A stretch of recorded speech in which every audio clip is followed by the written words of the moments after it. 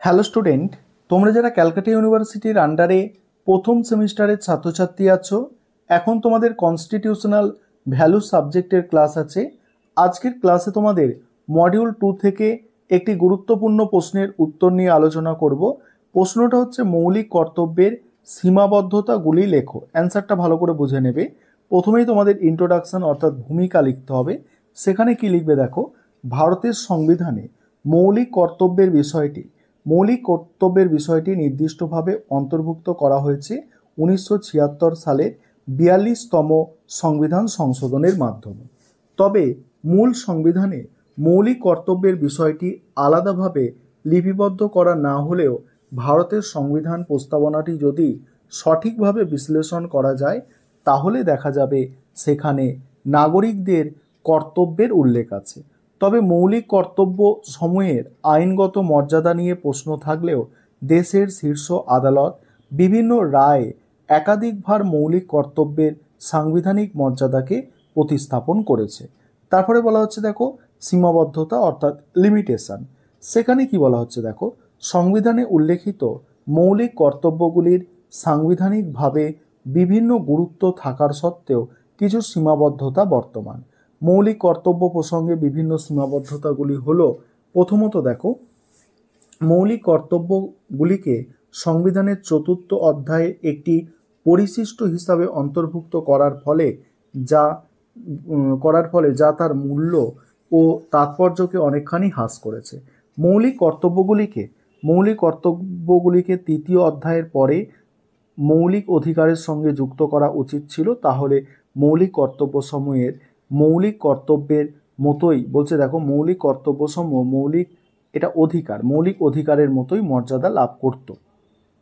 তারপর দ্বিতীয়ত, মৌলিক কর্তব্যগুলি আদালত কর্তৃক বলবৎযোগ্য না হওয়ার কারণে কার্যক্ষেত্রে এগুলি নৈতিক অনুশাসন হিসাবে পরিগণিত হয়।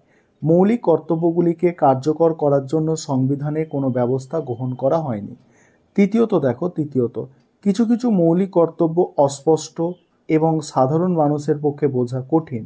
বোঝার অভাবে প্রকৃত অর্থ প্রতিষ্ঠা করা যায় না, যেমন মিশ্র সংস্কৃতির গৌরবময় ঐতিহ্য সংরক্ষণ, মহান আদর্শ প্রভৃতি শব্দগুলি বিমূর্ত ধারণা মাত্র। পরের পয়েন্ট আছে দেখো, চতুর্থ, সংবিধানে উল্লেখিত মৌলিক কর্তব্যের তালিকাটি সম্পূর্ণ নয়, কারণ এই তালিকায় ভোট প্রদান, কর প্রদান, পরিবার পরিকল্পনা ইত্যাদি অন্যান্য গুরুত্বপূর্ণ কর্তব্যগুলিকে অন্তর্ভুক্ত করা হয়নি। তারপরে পঞ্চমত কি বলা হচ্ছে দেখো, পঞ্চমত বলা হচ্ছে শরণ সিং কমিটি যে মৌলিক কর্তব্যগুলির সুপারিশ করেছিল সেগুলির সবগুলিকে সংবিধানে অন্তর্ভুক্ত করা হয়নি। কমিটি কর্তৃক সুপারিশকৃত যে সকল কর্তব্যগুলি গ্রহণ করা হয়নি সেগুলি হলো, 1 নম্বর হচ্ছে তার মধ্যে দেখো, কোনো মৌলিক কর্তব্য অমান্য করলে বা মান্য করতে অস্বীকার করলে পার্লামেন্ট আইনের মাধ্যমে উপযুক্ত শাস্তির ব্যবস্থা করতে পারবে। দ্বিতীয়টা আলোচনা করব, তার আগে যে বিষয়টা তোমাদের বলার আছে, তোমাদের জন্য অনলাইন কোচিং ক্লাস চলছে। তোমরা যদি কেউ অ্যাডমিশন নিতে ইচ্ছুক থাকো এই নম্বরে যোগাযোগ করতে পারো, 91230000525218। এই নম্বরে তোমরা যোগাযোগ করে অ্যাডমিশন নিতে পারো। আমাদের সপ্তাহে 2 দিন করে ক্লাস থাকে, রেকর্ডেড ক্লাস, সঙ্গে PDF নোটস দেওয়া হয়ে থাকে। ইচ্ছুক ছাত্রছাত্রীরা এই নম্বরে যোগাযোগ করে অ্যাডমিশন নিয়ে নেবে। তারপরে দেখো পরের পয়েন্ট যেটা ছিল, যে মৌলিক অধিকারের বিরোধী এই যুক্তির ভিত্তিতে কোনো আদালতে মামলা দায়ের করা যাবে না। তারপরে দেখো, সরকারের কর প্রদান নাগরিকদের মৌলিক কর্তব্য হিসাবে পরিগণিত হবে।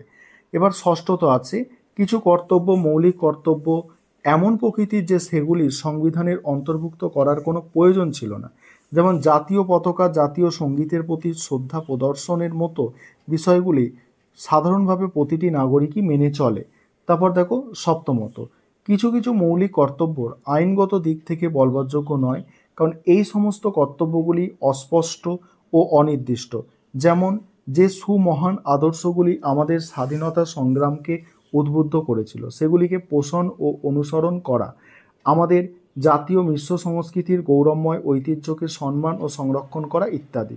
এবার মূল্যায়ন, সংবিধানে উল্লেখিত মৌলিক কর্তব্যসমূহের বিভিন্ন সীমাবদ্ধতা থাকলেও এর গুরুত্বকে কোনোভাবেই অস্বীকার করা যায় না। একথা ঠিক যে মৌলিক কর্তব্যগুলিকে মান্য করতে বাধ্য করার জন্য সংবিধানে কোনো আইন প্রণয়ন করা হয়নি। তবে একটি গণতান্ত্রিক দেশের নাগরিকরা একটি সুষ্ঠু গণতান্ত্রিক সমাজ ব্যবস্থার লক্ষ্যে তাদের কর্তব্যগুলিকে অস্বীকার করতে পারে না। এই ছিল তোমাদের আজকের ক্লাস।